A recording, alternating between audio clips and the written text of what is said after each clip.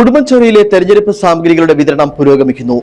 90% വിതരണവും ഇതിനകം പൂർത്തിയായി കഴിഞ്ഞു. 2 പ്രശ്നബാധിത ബൂത്തുകളാണ് ഉടുമ്പൻചോലയിൽ ഉള്ളത്. ഉടുമ്പൻചോലയിലെ വിതരണ കേന്ദ്രമായ നെടുങ്കണ്ടം സെന്റ് സെബാസ്റ്റ്യൻ സ്കൂളിൽ നിന്നും ഞങ്ങളുടെ പ്രതിനിധി അനീഷ് പി ചേരുന്നു. ഉടുമ്പൻചോലയിലെ ഇലക്ഷൻ സാമഗ്രികളുടെ വിതരണം പുരോഗമിച്ചുകൊണ്ടിരിക്കുകയാണ്. അതിരാവിലെ തന്നെ ഏതാണ്ട് പകുതിയിലധികം ബൂത്തുകളിലേക്കുള്ള യന്ത്ര സാമഗ്രികളും മറ്റും പോയി കഴിഞ്ഞു. ഇപ്പോഴും ഉദ്യോഗസ്ഥർ എത്തുന്നുണ്ട്. ഉദ്യോഗസ്ഥർ അതിന്റെ പ്രവർത്തനങ്ങൾ പുരോഗമിച്ചുകൊണ്ടിരിക്കുകയാണ്.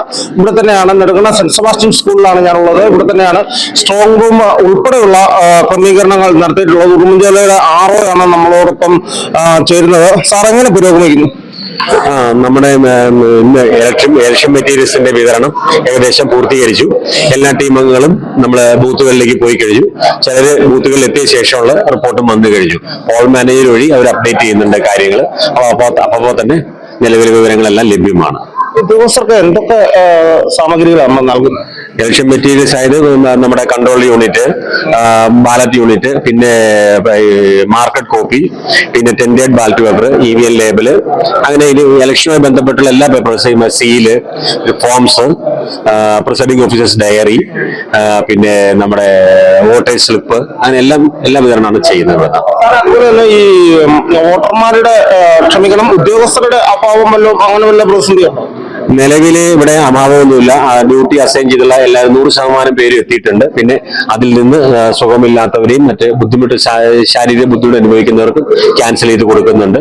ഏകദേശം നമ്മൾ 20% റിസർവ് ആണ് നിലവിലുള്ളത്. അതിൽ നിന്ന് നാളത്തേക്ക് 5% റിസർവ് ആണ് നമ്മൾ റിട്ടേൺ ചെയ്യുള്ളൂ.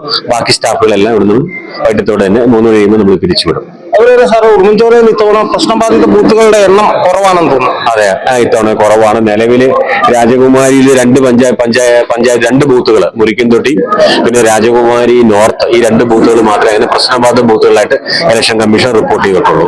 ഈ പ്രശ്നബാധിത ബൂത്തുകളിലുള്ള പ്രൊസീഡിങ്സ് എന്തൊക്കെയാണ്? അതിന്റെ ലൈവ് റെക്കോർഡിംഗ് ആണ് സ്റ്റേറ്റ് ഇലക്ഷൻ കമ്മീഷൻ ചെയ്യുന്നത്. അത് ഒബ്സർവർ വഴി നേരിട്ട് അവർ ലൈവ് വ്യാച്ച് ചെയ്തുകൊണ്ടിരിക്കും. വേറെ ഒന്നും പ്രത്യേകിച്ചൊന്നുമില്ല. അങ്ങനെ തന്നെയാണ് ഇപ്പോൾ ഏതാണ്ട് നടപടിക്രമങ്ങൾ പൂർത്തിയായിട്ടുണ്ടെന്നാണ് റിട്ടേണിംഗ് ഓഫീസർ പറയുന്നത്. എന്താണെങ്കിലും ഇലക്ഷന് വേണ്ടിയുള്ള സജ്ജീകരണങ്ങൾ ഏതാണ്ട് പൂർത്തിയായിട്ടുണ്ട്.